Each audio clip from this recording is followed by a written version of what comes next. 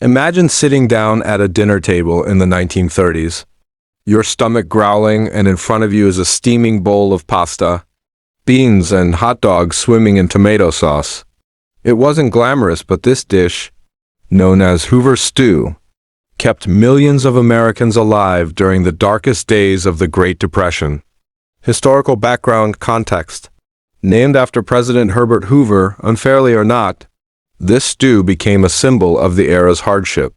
Families with little money and even fewer ingredients needed to make something that stretched far and filled hungry bellies. Soup kitchens across America served it by the ladle, while mothers at home stirred it together from pantry odds and ends. The basic recipe was simple: macaroni noodles, canned tomatoes, hot dogs, and sometimes beans or corn. Nothing fancy, just survival food. Why it mattered or was popular. What made Hoover stew so important wasn't its taste. It was the way it could be made in massive pots to feed entire neighborhoods. For children who hadn't had a warm meal in days, that bowl of stew felt like a feast. It was a clever mix of cheap ingredients that provided enough carbs and protein to keep people going, even when paychecks and jobs had vanished. Emotional or shocking twist. Today, it might sound strange to think of hot dogs floating in a tomato broth as a recipe worth saving. But for many, this was the meal that kept starvation at bay. Generations later, some families still pass down their version of Hoover stew, not out of necessity anymore, but out of respect for the resilience it represents. Smooth transition to next point. And while Hoover stew fed countless families from one pot, other survival recipes came straight from nature itself, like a simple salad made from weeds growing in the backyard. Number 2, dandelion salad. Picture children in ragged shoes running out into the yard, not to play, but to gather weeds for dinner. It sounds unbelievable, but during the Great Depression, dandelions weren't just something to mow down, they were a life-saving meal. Historical background context. When grocery money ran dry, people turned to what grew freely around them. Dandelions, with their bitter green leaves and bright yellow flowers, became one of the most common foraged foods. They were chopped fresh into salads, boiled to soften the taste, or even sautéed with a splash of vinegar, or bacon grease if a family was lucky enough to have it.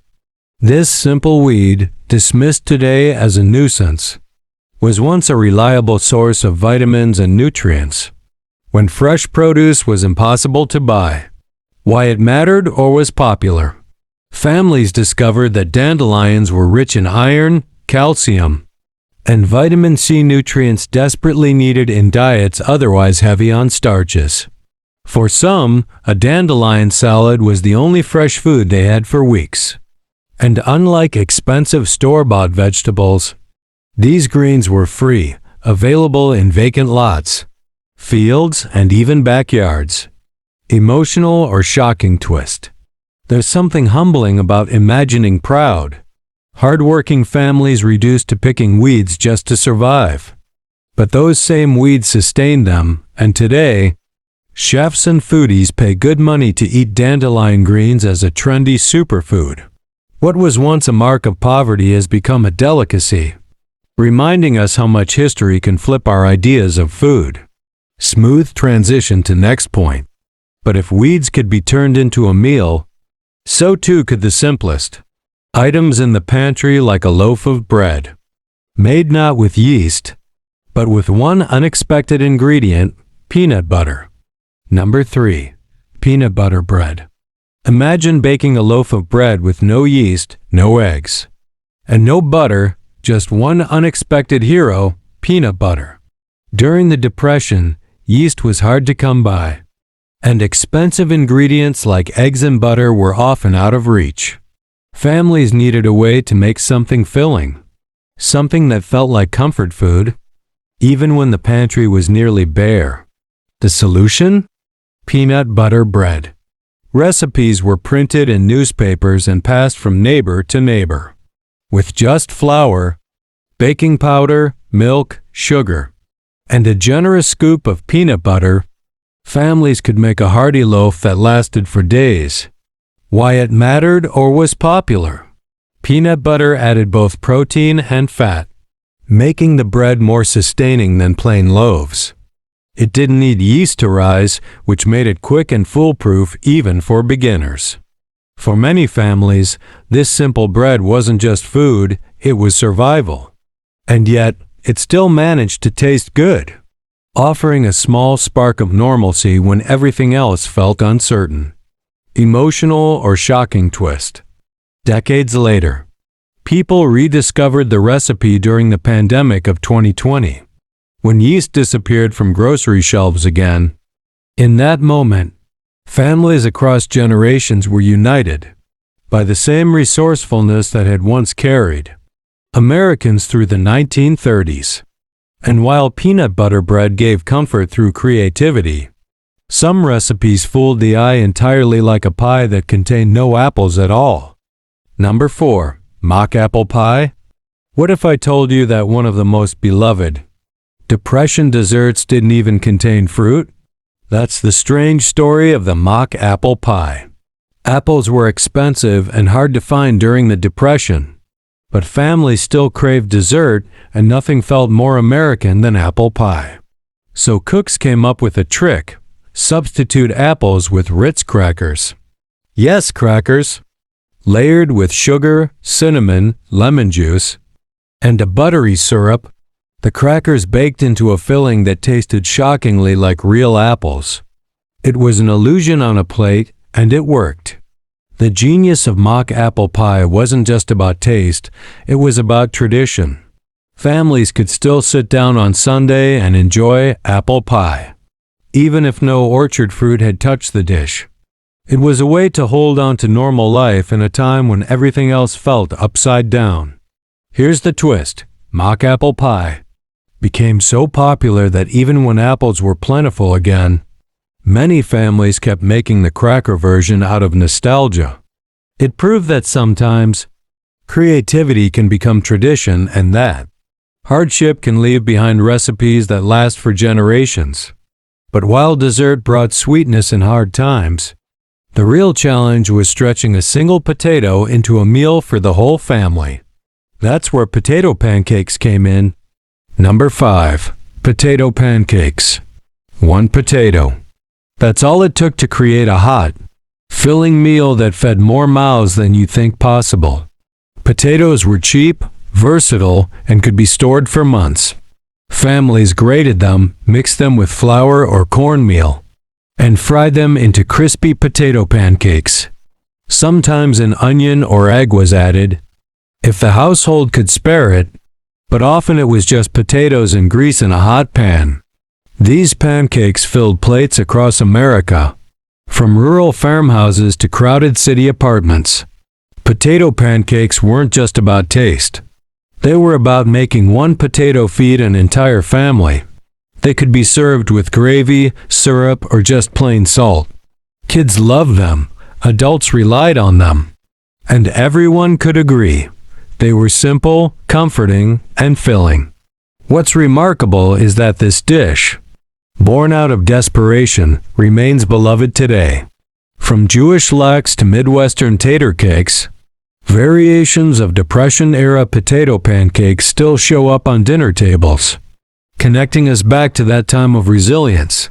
And while potatoes stretched far, sometimes families had to rely on yesterday's leftovers, softened in a bowl of milk to fill empty stomachs. Number 6. Cornbread and milk. Sometimes the simplest meals leave the deepest memories. For many Depression families, dinner was nothing more than crumbled cornbread in a bowl of milk. Cornmeal was one of the cheapest staples available, and it could be baked into cornbread with just a few ingredients.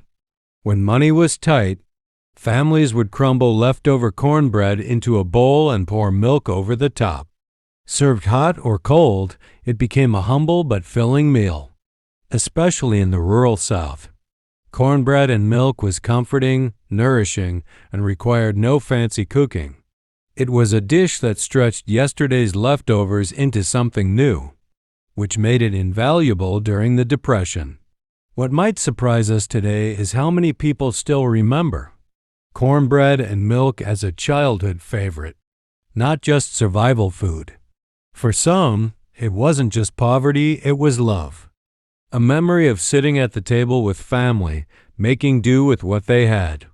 But when families couldn't even afford cornbread, they often turned to the cheapest vegetable of all, cabbage. Number 7. Depression-era cabbage soup.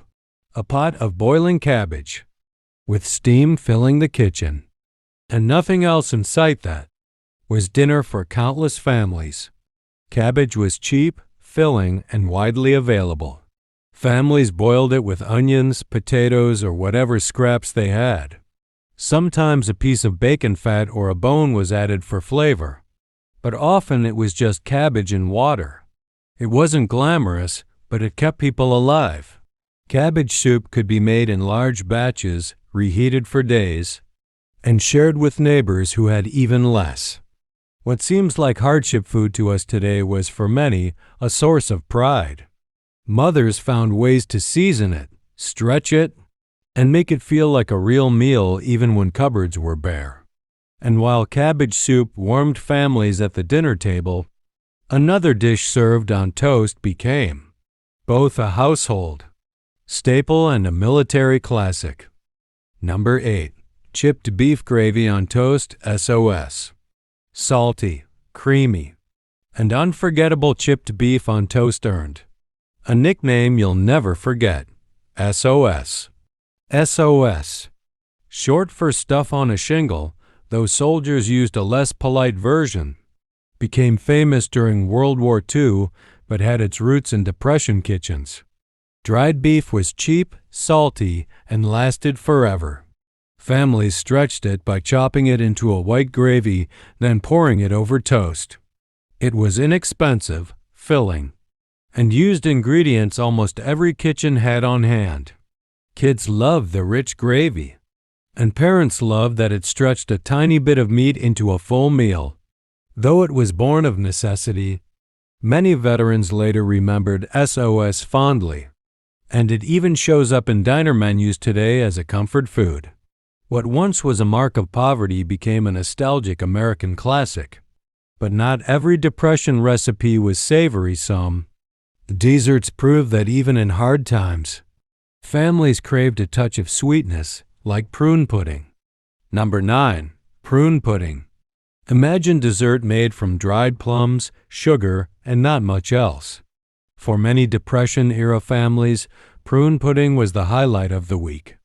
Fresh fruit was rare and expensive, but prunes, dried plums were cheap, shelf-stable, and available year-round.